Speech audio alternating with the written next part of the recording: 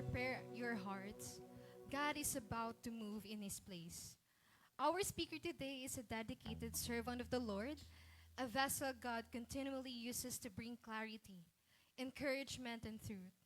His life testifies that God is still at work, shaping lives and steering faith in every season. Today, let's listen with open hearts and expectant spirits to the word that God has placed in him. With joy and anticipation, let us all welcome Pastor Joel Allison.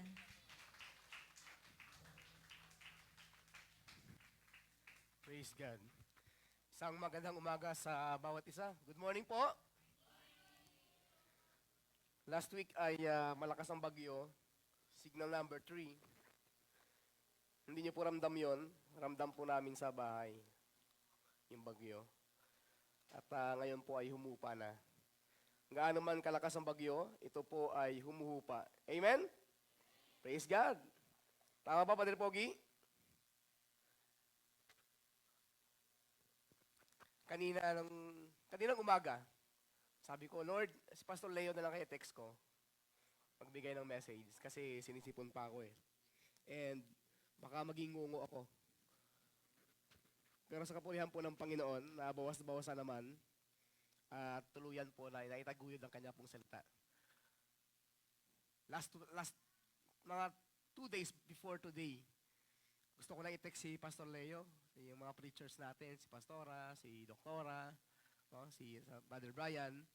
Pero sabi ko, nakakaya naman. Maisasalang na naman sa alanganin ng mga kapatid natin. No? So, I took it by faith and sabi ko, Panginoon, ikaw po ang magpapagaling, ikaw ang magpapalakas. Sa biyaya mo, Panginoon, ako po ay tatayo. So, praise the Lord. I thank God for the people who prayed for me. I thank the people who lifted up their hands at inilapit ako sa ating Panginoon.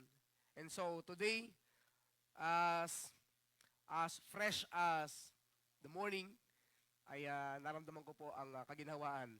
Everybody say, praise the Lord! Ayan, amen.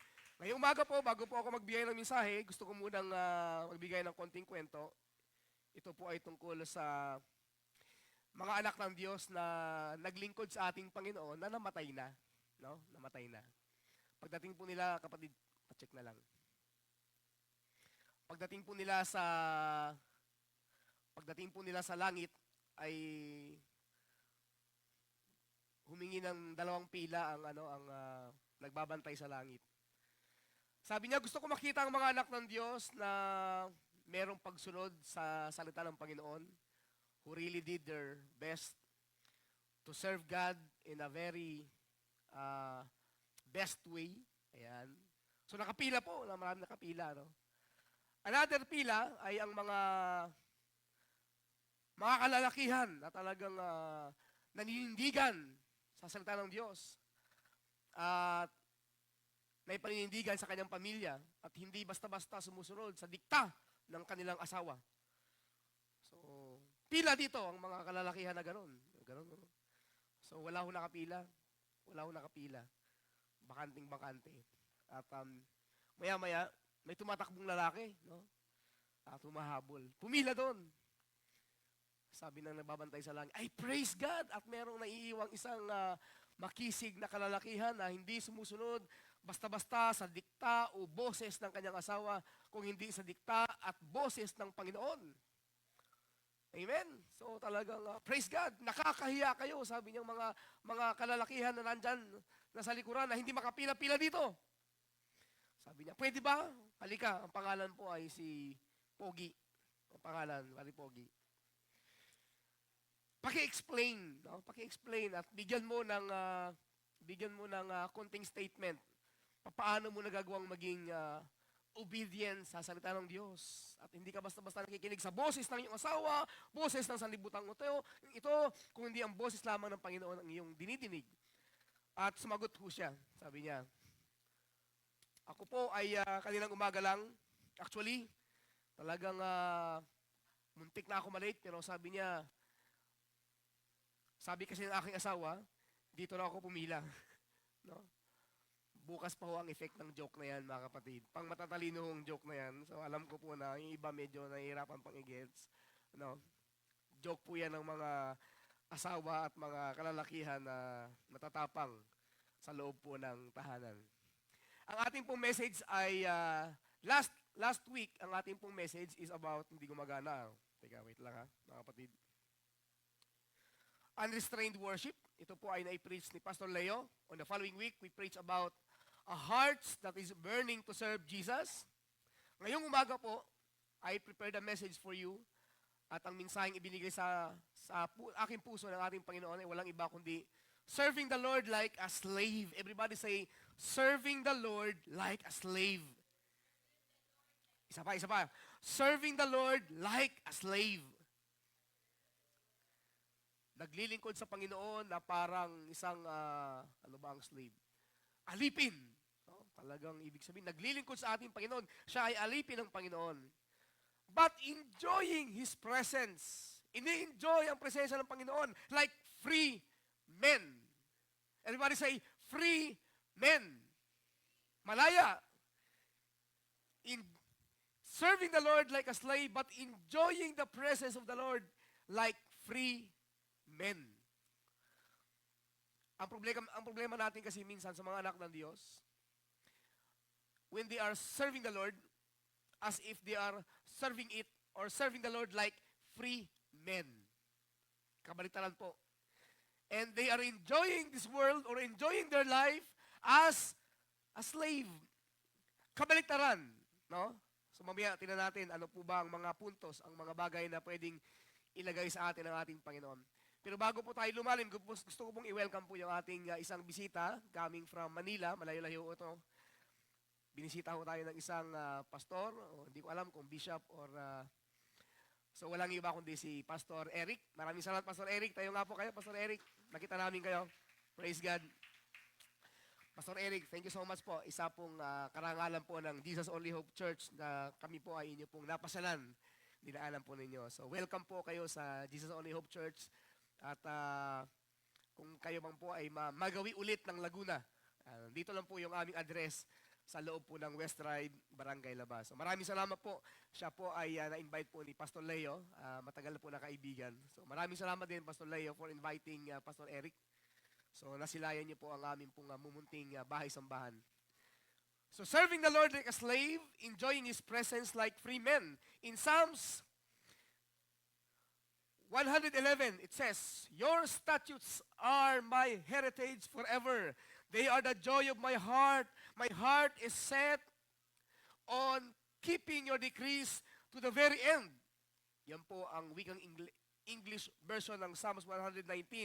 Pero as usual, lagi yung binabanggit kay Pastor Leo. Pastor Leo, pakicheck nga po kung ano po ang sinasabi sa Filipino version. So lagi yung maganda. Ang Filipino kasi minsan talagang madiin din no? Malalim din ang hugot pag binabasa natin. So, sa mga awit, 119, 111 hanggang 113, ang bigay mong mga utos, ang pamanang walang hanggan, sa puso ko'y palaging dulot ay kagalakan. Amen? Minsan magandang basahin ng Filipino version. Ang pasya ko sa aking sarili, sundin ko ang kautusan, sundin ko ang utos mo habang ako ay nabubuhay. Amen. Sana magkaroon tayo ng ganong klaseng commitment sa ating Panginoon.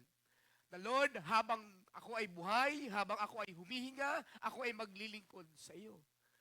Lagi kong susundin ang inyong utos. Sa mga kalalakihan katulad ko, minsan ay papangako natin sa ating asawa. Amen? Isang gabi, sabi ko sa aking asawa, matapos ang nagdaang bagyo, sabi ko sa kanya, honey,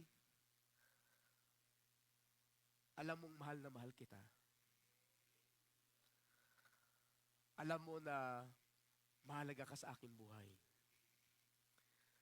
Ang hiling ko lang, nawa huwag kang mapagod na suportahan ako sa aking ministeryo. Kasi po ang aking asawa, napakasilosa. Totoo lang. Selos dito, selos doon. Hindi ko naman masisisi. Punchline ko po yan. So natatawa siya, tawa ng tawa. Kasi minsan tayo, no, parang hindi na natin nababanggit sa Panginoon yung mga ganong salita, no? Yung, ang pasya ko sa aking sarili, sundin ko ang kautusan, sundin ko ang utos mo habang ako ay nabubuhay. As if for us, it's a corny thing. Parang ang corny, di ba? Sabihin ko sa asawa ko, honey, iniibig kita. Parang ang corny, no? Honey, sa araw-araw ng buhay ko, nagpapasalamat ako na ibinigay ka ng Diyos sa akin.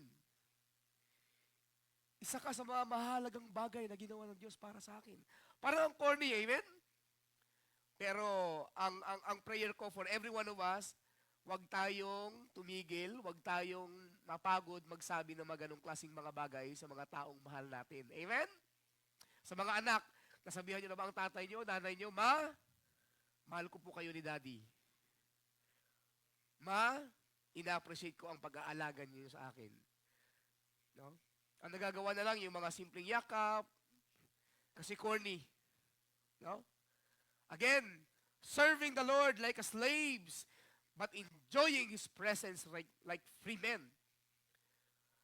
Ministries inside the church or outside of the church can be exhausting. Amen? Serving the Lord may not always an easy thing to do. Hindi madaling maglingkod sa ating Panginoon, mga kapatid. Kaninang umaga, tinigil ko sa Sister Del. Makaka tayo sa church bukas. Kasi, after na practice kahapon, sabi ko, Sister Del, medyo bagyo ang dinaanan ng ating church. Marami pa tayong ayusin. So, sabi ni Sister Del, Pastor, maaga pa ako nagigising. So, maagang naayos ang church. It's not always an easy thing to do. At lalo na pagkasama mo itong mga taong ito. Naglagay ng switch sa ceiling. 你想怎么样？早开了。这不可以开了。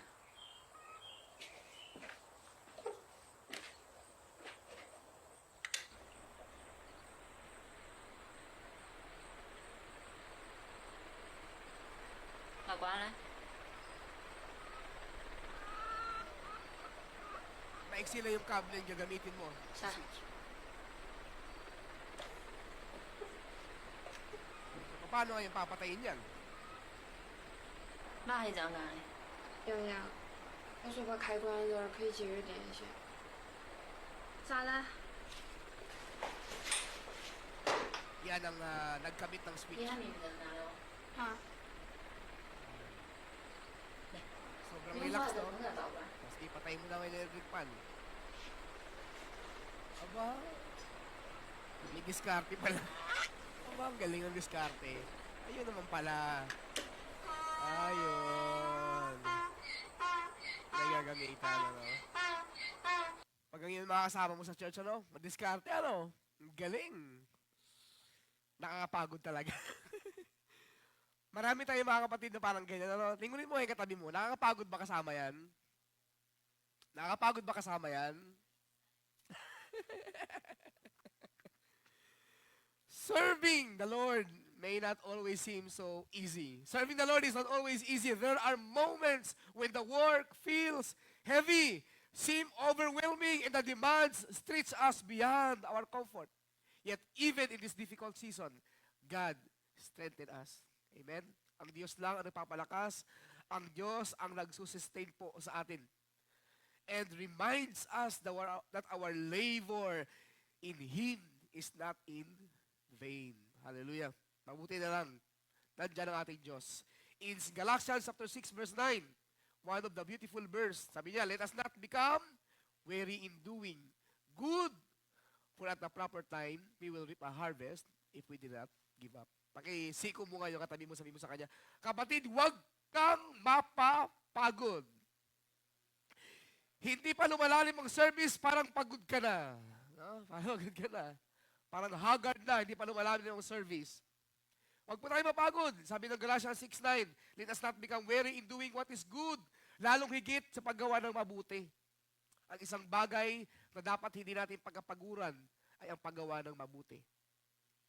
Napagod na tayo sa paggawa ng masama.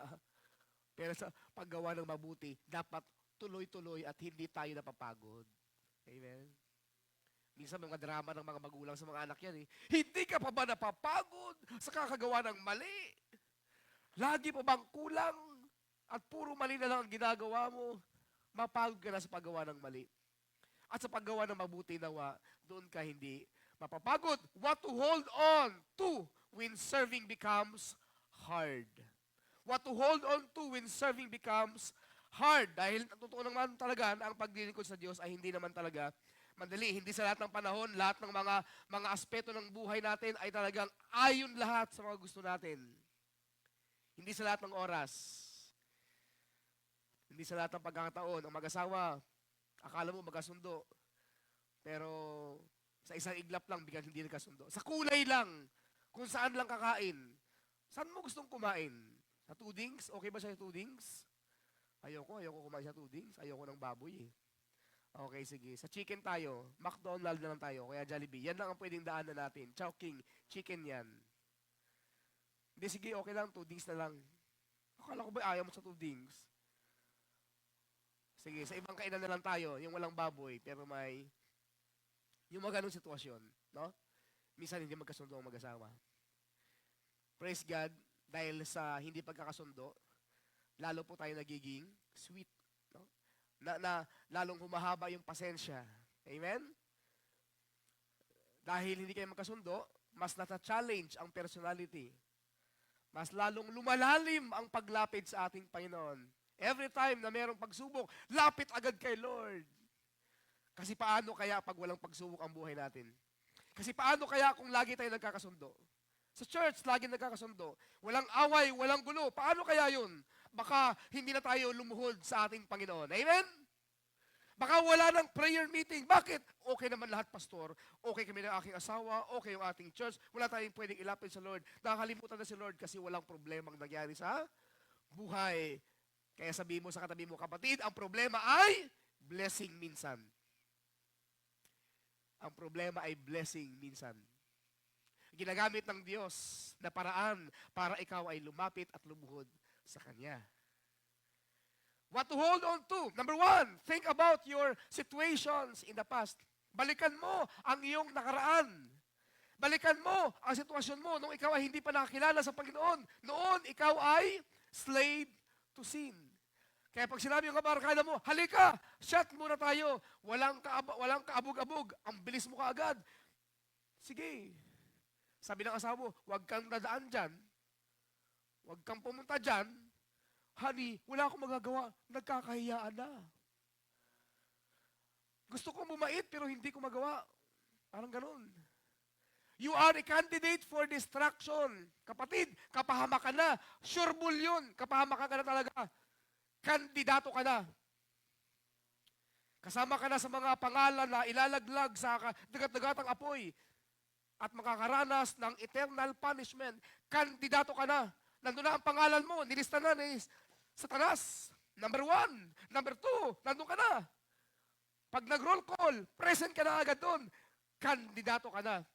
You are subject for eternal punishment. Kaya kung napapagod ka, balikan mo ito. Balikan mo ang mga panahon na ito na you are a slave to sin, candidate for destruction, you are a subject for eternal punishment. Kaya nga, sa mga bagay, sa mga bawal na gamot, wala ka na magagawa talaga. Laging option mo palagi ay drugs. Laging option mo ay maka-escape. Take ka nito ka para ang problema mo mawala. Ang problema, hindi na mawala yung problema. Pag take mo, maya-maya, high ka na. High. Nawala na yung high, lalong lumaki ang problema. Nandun kami kahapon sa Kalamba. Isang pamangkin ng aking asawa, hindi ko babanggitin ang pangalan, 21 years old, punong-puno ng bisyo sa katawan, at his early age. Ngayon, nakakulong siya sa loob ng bahay, hindi siya nakakaalis, dahil siya ngayon ay under treatment, nagpapagaling. Sobrang payat. Sabi ko sa kanya, magpagaling ka na para mamasada na tayong tricycle. Kasi nung bata pa siya, sinakay ko siya sa tricycle na masada kaming dalawa. December, pinakita ko sa kanya ang paano mamasada.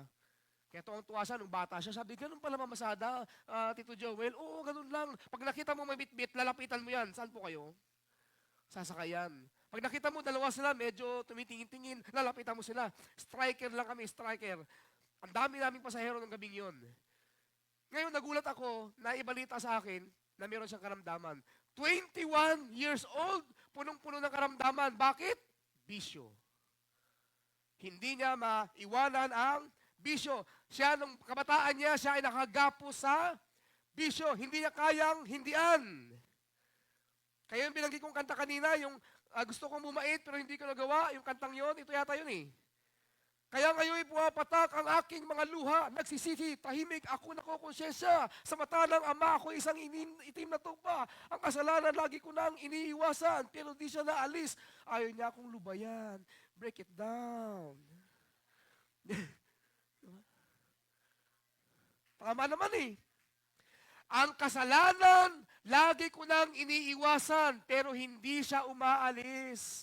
Ayaw niya akong lubayan. Hindi lulubay sa iyong kasalanan. Bakit? Job description niya yan eh. Trabaho ng kasalanan, lapitan ka. Nakasulat yan sa kanyang job description. Talagang didikit at didikit sa iyo yan. Bakit kaya ako laging sumasabit, paulit-ulit, nangungulit, parating nagiinit o tukso, layuan mo ako. Kapag nandyan ka, ako'y nauuto mo. Tinuro mong lahat ng bawal ay masarap. Mali ito, kaya't ako ngayon, hirap na hirap, break it down. Mga kapatid, di ba? Itinuro mong lahat ng bawal ay masasarap. Yun ang turo ng mundo eh. Akala natin tama, follow your heart. Kapatid, kung saan ka masaya, gawin mo. Hello? Pag yun ang lagi mong ginagawa, yung bagay na magpapasaya sa'yo, mapapahamak ka.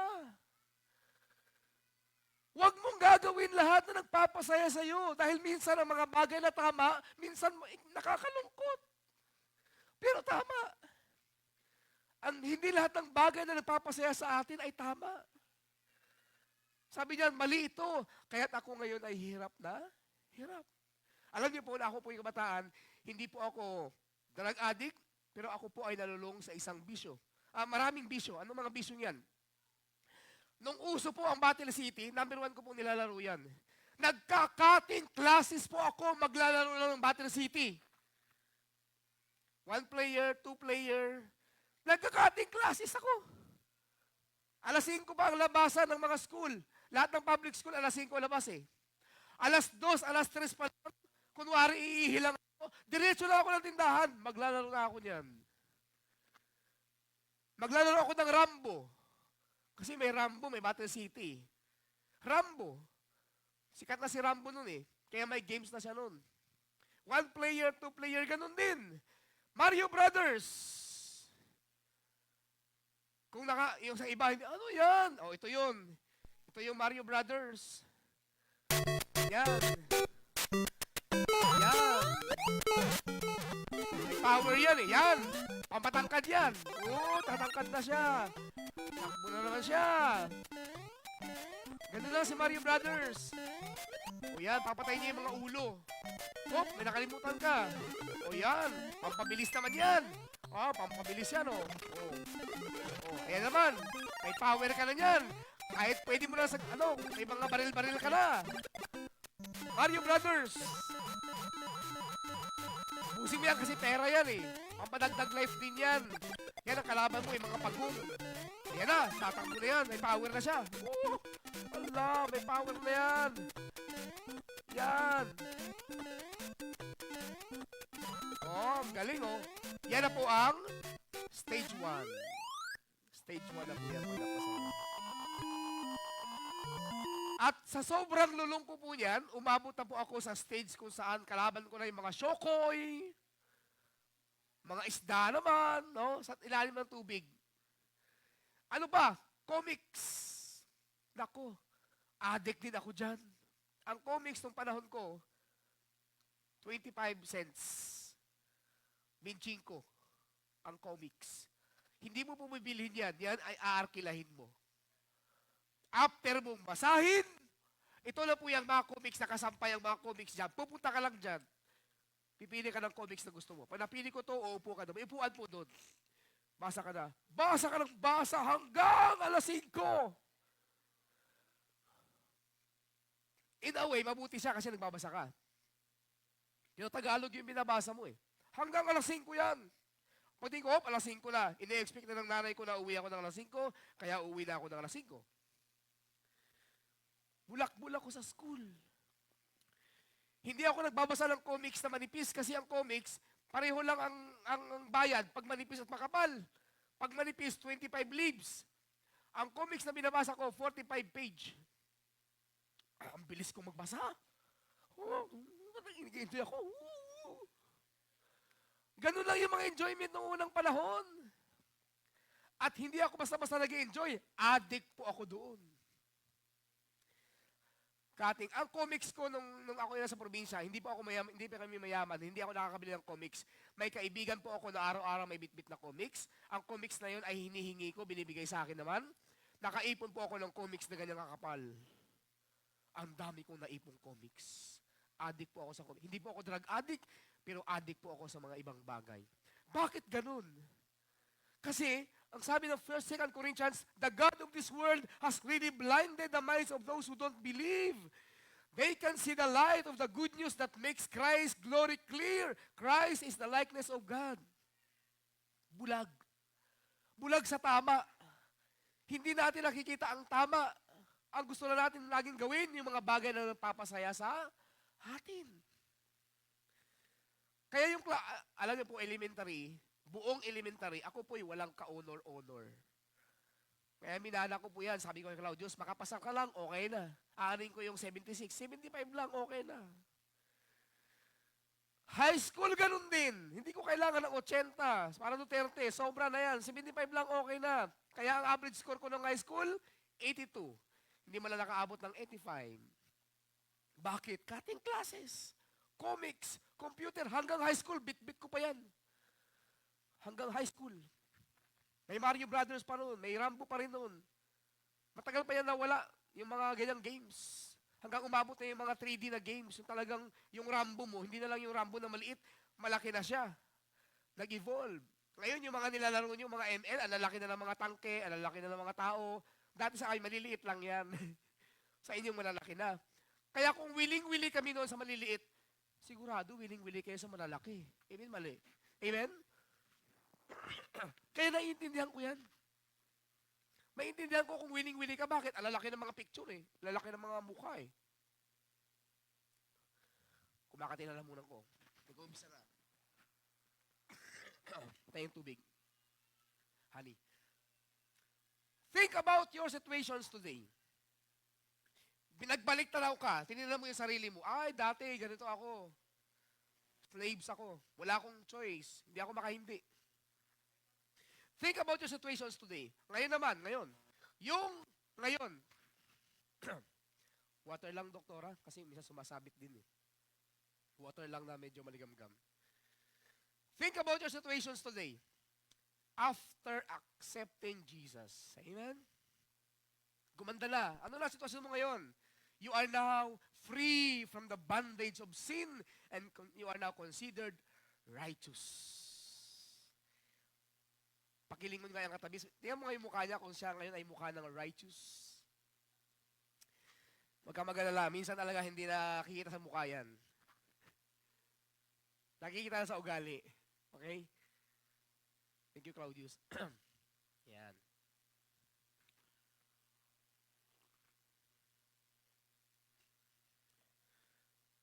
You are now free from the bondage of sin.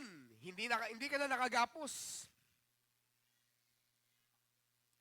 Malaya ka na. You are now included in His family. Wow. Nung matapos ka tumanggap sa Panginoon, kumakanta na ang mga anghel, welcome to the family. Di ba? Niyayakap ka na. Wini-welcome ka na. You are now an eternal inheritance. You have now an eternal inheritance. Meron ka ng, kung wala tayong mamanahin ngayon sa mundong ito, dahil yung ating mga magulang hindi nag-iwan ng mga malalawak na lupain. Di ba, pag namatay tayo, marami naman tayong manahin. At hindi na lang basta-basta mga normal na lupain ang ating pong mga mamanahin. Ano sabi diyan? Kumakanta ka na ng nobody but you. Oop. Mamaya pa yun. Mukhang na-excite. Yun na yung kanta mo ngayon, di ba? Gusto mo na yung si Lord na lagi. Lord, wala na ako ibang gusto kundi ikaw. Nobody but you. Yun na yung commitment ng puso mo. Ikaw na lang palagi, Lord. Now, you are being set free from the bondage of sin, made right with God. Ngayon, hindi ka na nahihiya. Dati pa nagpipray kayo, ganito kayo, Lord, nakakaya naman. Sobrang nakakaya, Lord. Ngayon, hindi na ganun. Pag nagpipray ka, talagang ang Lord, para mong kaibigan, Lord, nagkamali ako, Lord eh. Pero babawi ako. Lord, may hingin sana ako sa iyo eh. Hindi na lugmok yung mukha mo, hindi ka nahiyang-hiya. Tama? Di ba pag tayo ay humingi sa ating mga mahal sa buhay na may ginawa kang palpak, di ba parang nakakayang humingi? Ang ginagawa niyo, nagpaparinig lang. No? Kasi nahiya kayo eh. Ma'am, may kailangan sana ako sa ano eh. Paparinig ka lang, bakit nahihiya ka? Ngayon, hindi ka na mahihiya kasi you are now considered righteous and empowered to walk in a new identity that reflects His grace and purpose. Meron ka ng new identity. Everybody say identity. You have now new identity. Iba na ang mukha mo. Iba na ang kilos mo. Pag naglalakad ka, para ka nung gano'n, no? Excited, no? Para yung aso. Oh, yan. Ganda ng lakad. Yun ang lakad ng new identity. Aso yan, ha? Parang walang ka problema sa mundo, eh. Tama? Parang laging may ulam. Laging may ulam. Lagi nandyan yung amo, nililiguan ng amo. Anong lakad ng Kristiyanong masaya? Anong lakad ng Kristiyanong may new identity? Tuturuan ko kayo. Gusto niyo makita? Imumostra ko kung anong lakad ng Kristiyanong may new identity. Lakad tagumpay. Ganito. Tama mali. Ganyan ang lakad ng Kristiyanong may tagumpay. Parang lumilipad-lipad, di ba? Saan tayo? Diba? Uy, talagang ano eh. Ang gaan-gaan. Yun ang lakad ko nung sinabi ng nanay, sinabi ng sa Mondinisin after ng aking regularization, nung sinabi ng isang manager na, you are now regular. Kasi nakapasa sa panel. Yung lakad ko, ganun, no? Saan kaya ako pupunta ngayon? Exactly. Ganun po ang lakad ng isang anak ng Diyos. Masaya. Laging nakangiti. Hindi ano. Ganun. Parang natalo lagi sa morning. You know? Lagi nakasmile. Di ba masarap siguro sa puso na yung Jesus Only Hope Church ay makilala sa umingiti at masayahin, no? Parang pag nakita, siguro taga Jesus Only Hope Church ka, no? Bakit? Masayahin ka eh. Lagi ka nakangiti. Ay, oo, tama. Amen? Identity. Pagkakakilanlan. Sabi niyan, your inheritance is not earthly. It's not temporary or vulnerable. It is eternal, secured in heaven. Untouched of decay, hindi na nabubulok. Hindi na naluluma. Loss or uncertainty, what God has prepared for you cannot be stolen or destroyed. Masarap naman yun. Yung binigay ng Lord, hindi na mananakaw. Sa buhay na ito, yung mga bagay na meron tayo ngayon, anytime, pag hindi mo iningatan, mananakaw. Isang buwan pa lang kami sa West Drive. Isang buwan pa lang, bago pumutok ang Taal Volcano. Nanakaw na agad ang dalawang bisikleta namin. Karirigalo ko lang sa anak ko. Pagising ko, parang maliwalas ang gate natin. Yung pala, nawala yung dalawang bisikleta. Dalawang mountain bike, nawala. Amen? Kasi ang sa mundong ito, kunting mali lang, talagang lalakawin sa'yo eh. Naiwanan na natin bukas ang ating church, tapos walang mga tao dito. Tapos bukas ah. Siguro pagpasok natin, wala nang lahat. Ganun ang mundong ginagalawan natin. Kaya mayat-maya, trangkado, mayat-maya, nakalak. Nung umuwi ako ng probinsya, meron akong isang nung ako'y bata pa, doon ako lagi sa bahay nila. Ang pangalan niya ay Ma'am Blank na lang. Walang pangalan, para privacy. Nandun ako sa kanila. Aba, yung kanilang trangkahan. Ano, Joel? Pasok ka na? Opo. Lock 1, lock 2, lock 3. Sabi ko, ha? Ang dami namang lock yan. Minsan gusto ko magpahangin. Maaga ako nagising, gusto ko lumabas. Paglabas ko, naku, paano tayo lalabas nito? Walang susi, walang lock. Lahat nakakandado eh. Naintindihan ko dahil siya po ay nag-iisa sa bahay. At nanakawan na siya, minsan. Hindi mo siya masisisi. Hindi mo masisisi. Bakit? Nadala na eh. Refrigerator ka sa labas, nananakaw eh. Washing machine, nananakaw eh. Akalain mo yun? Uy, refrigerator to ah. Di ba? Kung pwede nakawin yung kotse, no? Again. Number 3. So, una, balikan mo yung nakaraan mo. Pagpagod ka na hinang-hina ka na, balikan mo yung nakaraan.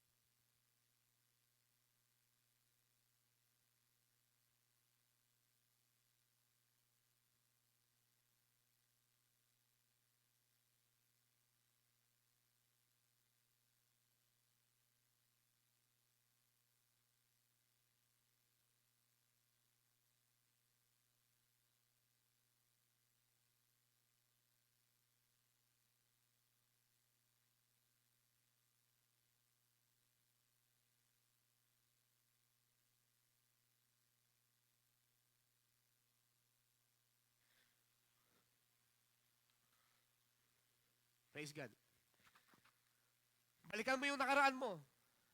Dati you are a slave to sin. Kapamakan na punta mo. Pangalawa, tumanggap ka sa Panginoon. Naging part ka ng pamilya ng Diyos. You are no longer slave, you are free. Pangatlo, think about that you have become now as slaves to God. Saan ka naalipin? Sa ating Panginoon. Mga kapatid, there's no such thing as you are not a slave to God, you are not a slave to Satan. Kanino ka slave? Walang panggitna, mga kapatid. Laging dalawa lang yan. Kanino ka slave? Either you are a slave of righteousness or you are a slave to sin. Dalawa lang po yan. Now, balikan natin. You have become slaves to God, meaning you now willingly belong to Him. Everybody say, willingly. O, ibig sabihin, hindi ka pinwersa. You are a slave to God. Live under His authority and devote yourself to righteousness, obedience, and life that honors Him. Now, yung buhay mo ngayon, sa Kanya na ngayon lagi nakasentro. Lagi ka na sumusunod sa Kanya. At ang goal mo palagi, everyday, walang iba kundi i-honor ng Kanyang pangalan. Amen? Yun na yung role mo ngayon sa buhay mo. Araw-araw, you try to honor God. So, just as you used to offer your parts of the body, did enslave it to impurity, into ever-increasing wickedness, so now, para sinasabi niya, kung dati you are a slave to impurity, now, offer them in slavery to righteousness, leading to holiness. Anong ibig sabihin yan? Parang kumakanta.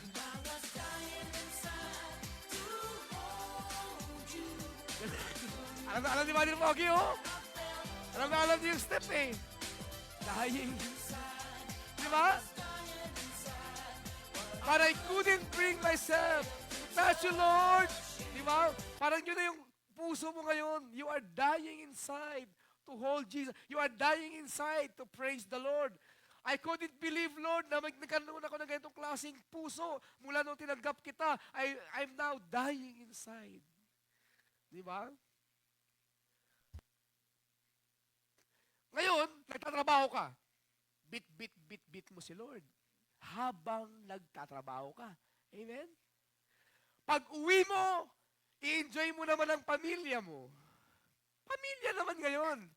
Enjoy mo yung pamilya mo, anak mo, habulan kayo. Tapos, anong nangyari? Ay, may konting oras pa. May Bible study pa. May ministry. Di ba? So, hindi naman mawawala sa'yo ang mga bagay-bagay. Andyan yung trabaho mo, andyan yung pamilya mo, andyan ang ministry mo. It's a matter of scheduling.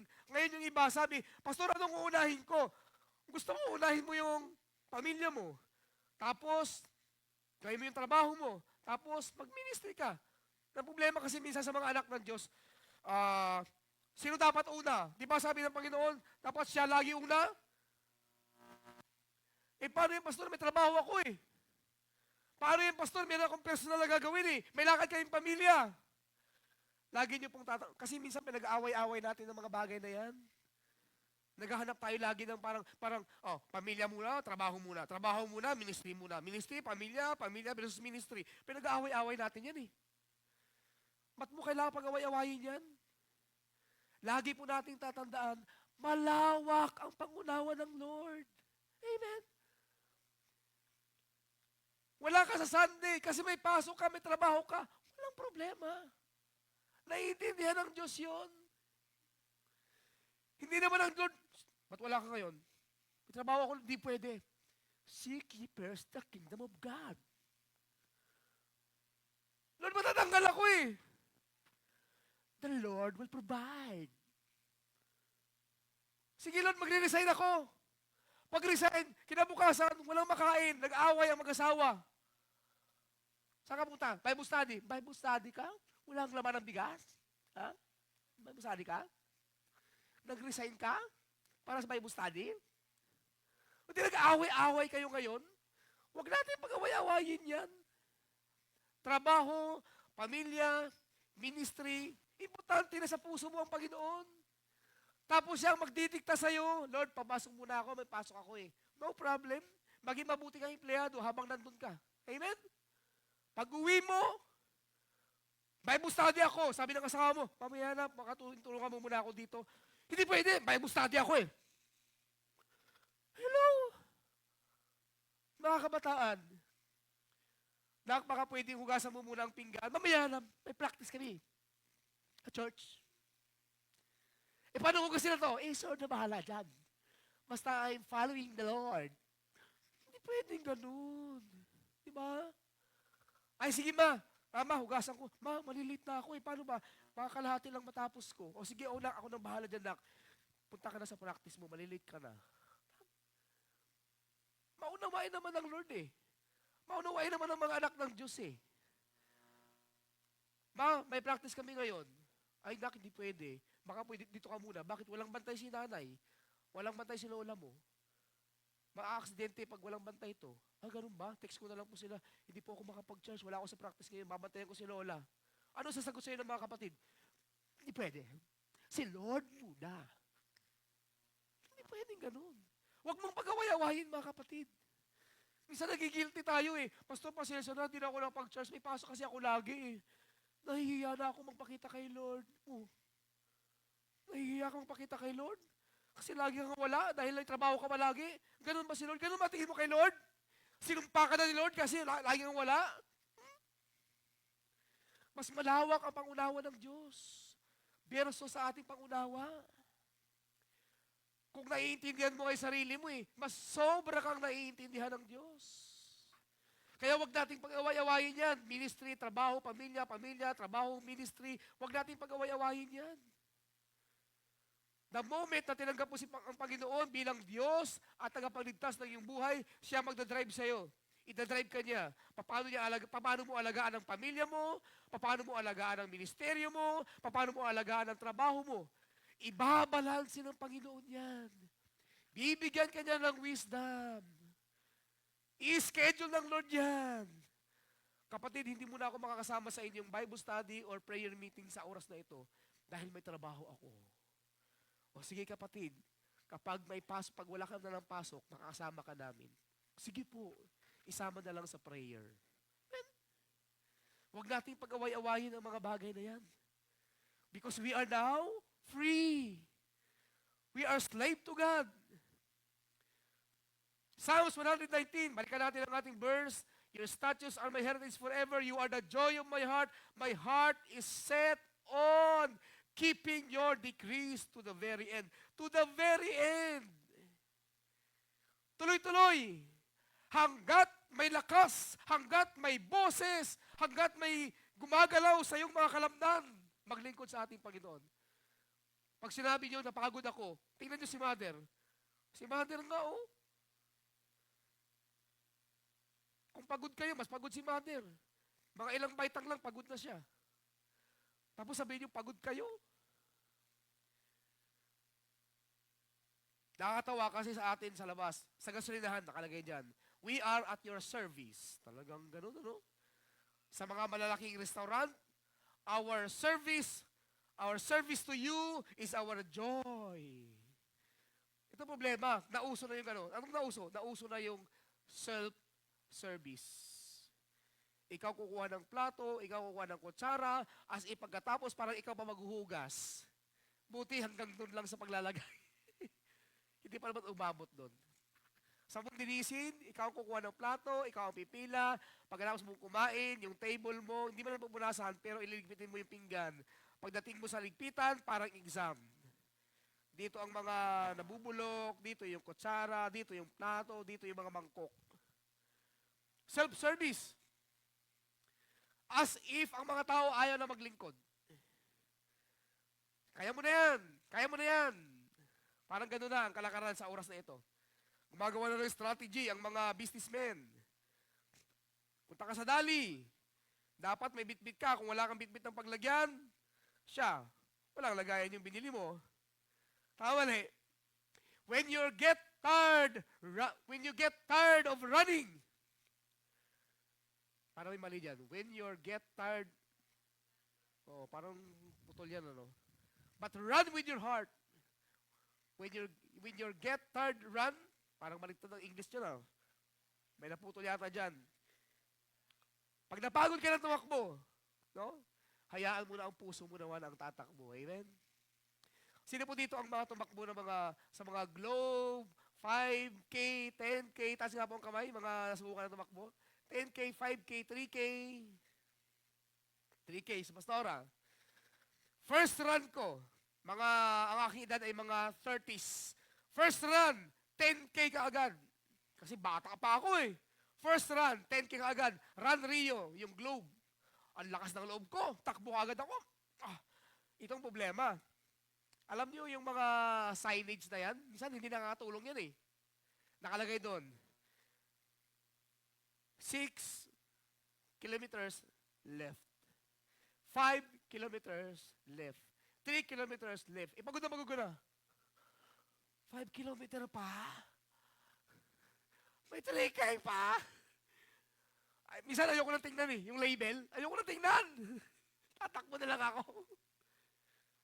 Kasi sobrang pagod. Minsan, bagong simula kayo, talagang malalaman mo talaga kung sinong runner eh. Yung mga hindi runner, kumpleto. May pang-inom dito. Pag-inom, may tubo. Parang NGT. No? Tapos may Walkman. Alam mo mga hindi runner yan eh. Bakit? Pa-cute-cute lang yan eh. Pag nauhaw, napagod, sound trip, merong sabi ni Dean, sabi niya, run when you can, walk when you have to, crawl if you must, but just never give up.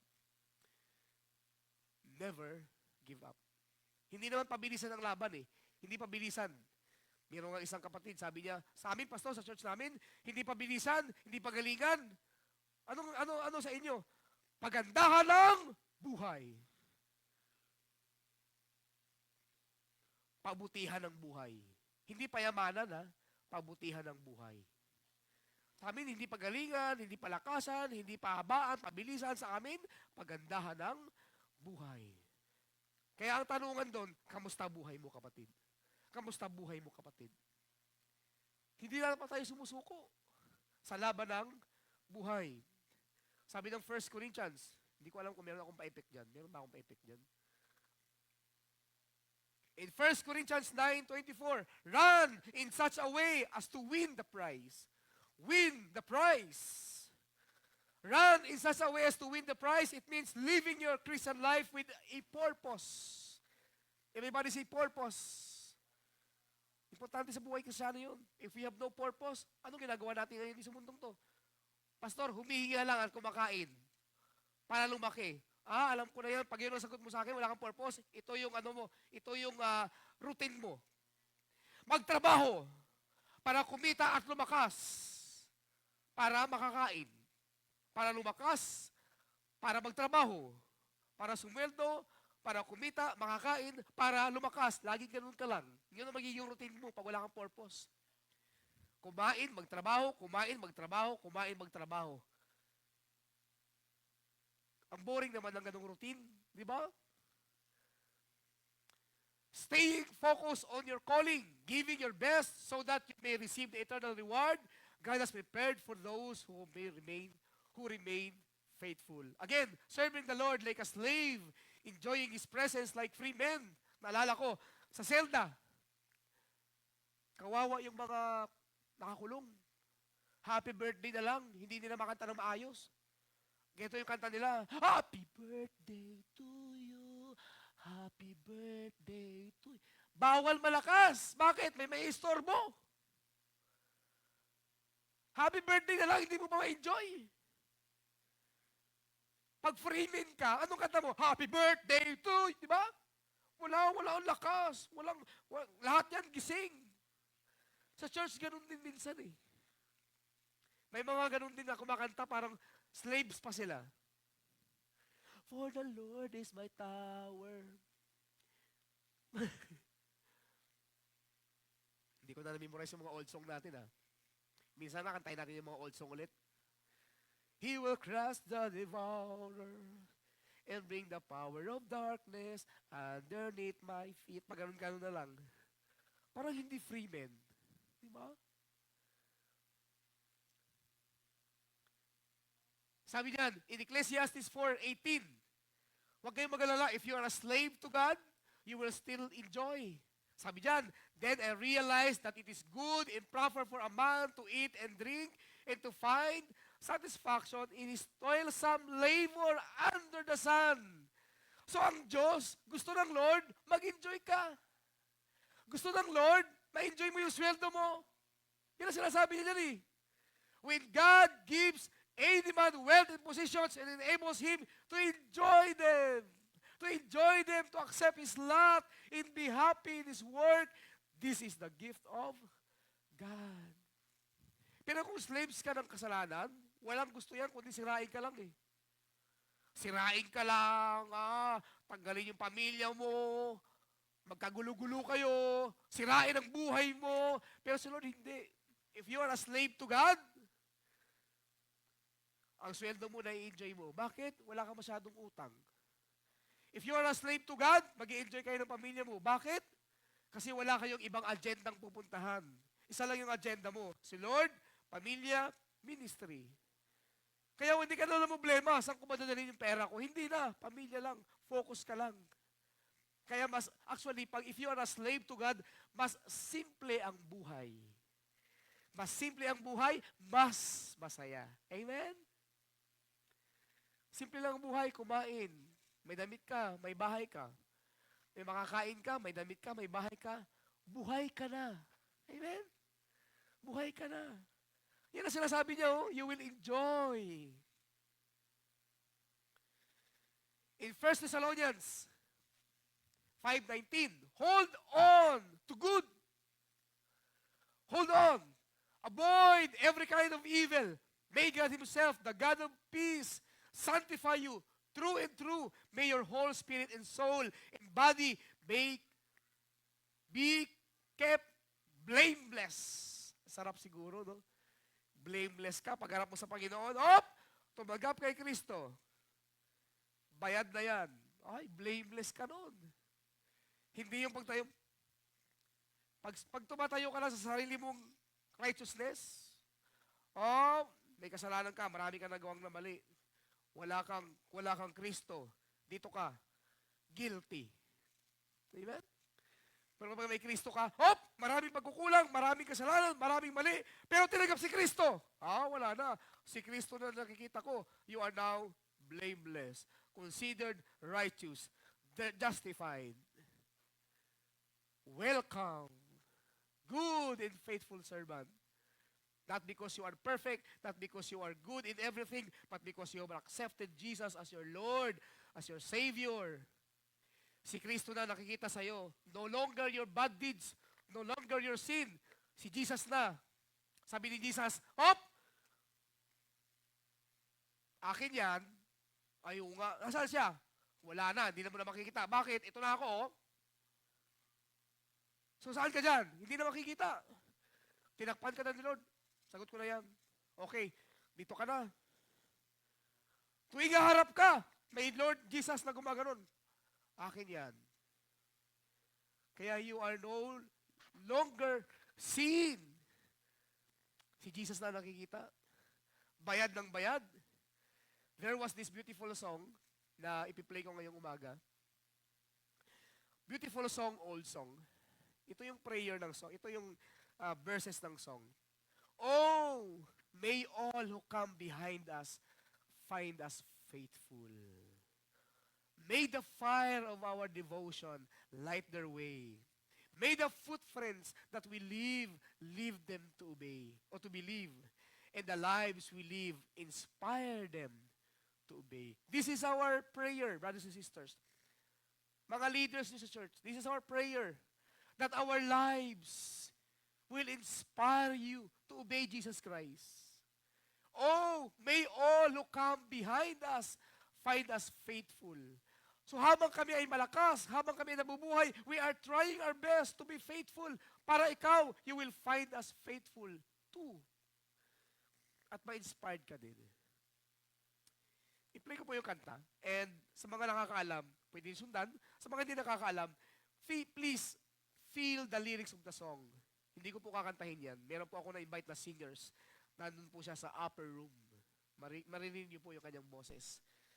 Ang title po ng song ay Find Us Faithful. At dito po ako magtatapos sa akin po mensahe, mga kapatid.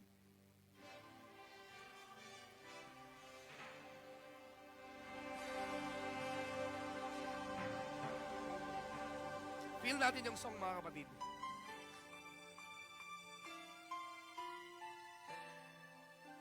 Ako ay really fan of listening songs.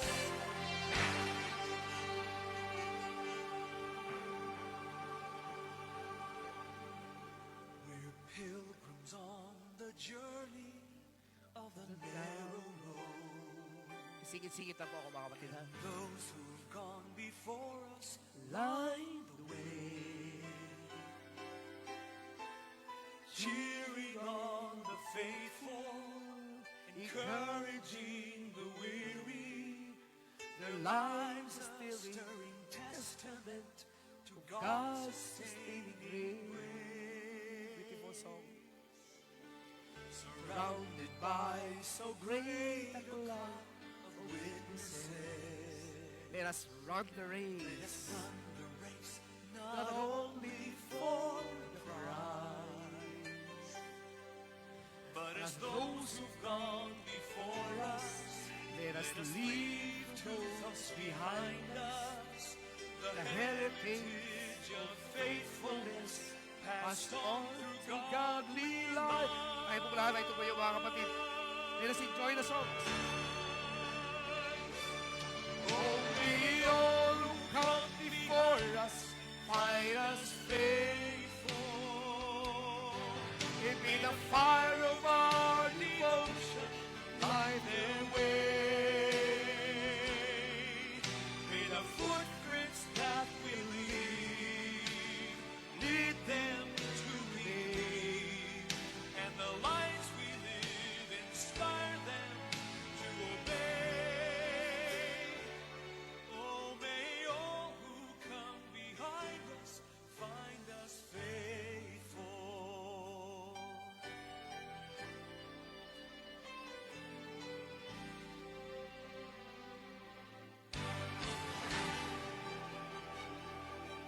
After all our hopes and dreams have come and gone, and our children sift through all we've left behind,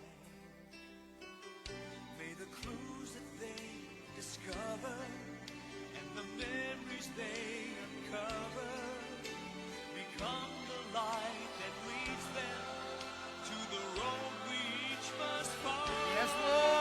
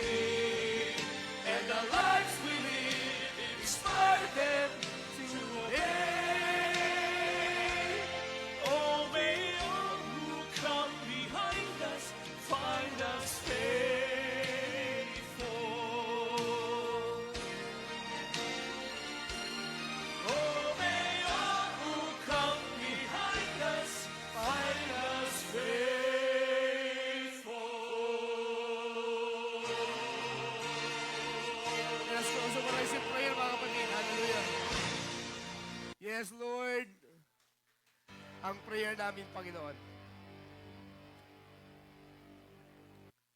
na kami mga anak mo, Panginoon, as we serve you, as we use this life, O God, to glorify you. Oh, may all who come behind us, Lord God, find us faithful. Nawa, makikita nila na ang buhay na ito, we are enjoying your presence like free men. At kung naging slave man kami, Panginoon, we are a slave of righteousness. We are a slave of Jesus. That is our prayer, Panginoon. Nawa, every time, Panginoon, na dumadating yung point na napapagod kami, dumadating yung point, oh God, na parang gusto na namin mag-give up. We don't want to serve you, Lord. We don't want to serve you anymore. Napapagod na kami. As if we are not doing right. Parang lagi may mali. Lord, maisip namin, maalala namin yung aming past life. Lord, mas grabe ang buhay na yun. Ayaw na namin balikan. Mas nakakahiya ang buhay na yun, Panginoon. Sapagkat yun ang buhay na wala sa piling mo. Yun ang buhay na walang Kristo. Yun ang buhay na nasa talikala kami ng kasalanan. We will remember those days, Lord. And we will appreciate the life that we have right now. Noong panahon na ikaw ay aming pinanggap, nagkaroon kami ng buhay na walang hanggan, nagkaroon kami ng relasyon sa iyo, Panginoon. So this is now the life that we are enjoying, such a beautiful life in your presence. A beautiful life sa iyong mga kamay, Panginoon. So we pray, O God, ganun din, O Diyos, tulungan mo kami. And as we live, hayaan mo na ang buhay na ito, kontrolin mo, Panginoon.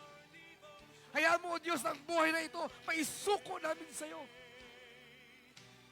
May-surrender namin sa iyo ang buhay na ito, O God, that it's no longer I, it's no longer we who is controlling our lives. It is you, Lord. It is you, Jesus. Ikaw na, Panginoon, na may hawak nito. You are now in control. Bring us to a place that you want, Jesus.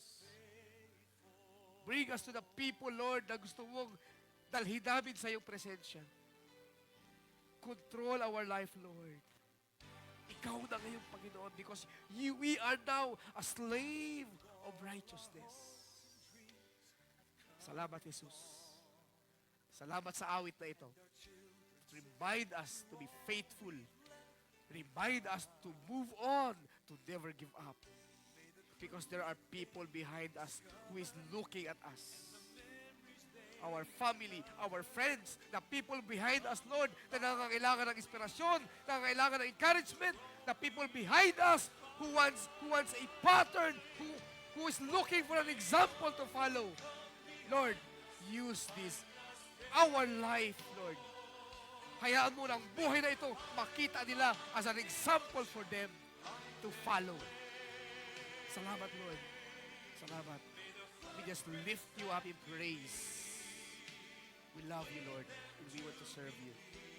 In Jesus' name, we all pray. Everybody say, Amen!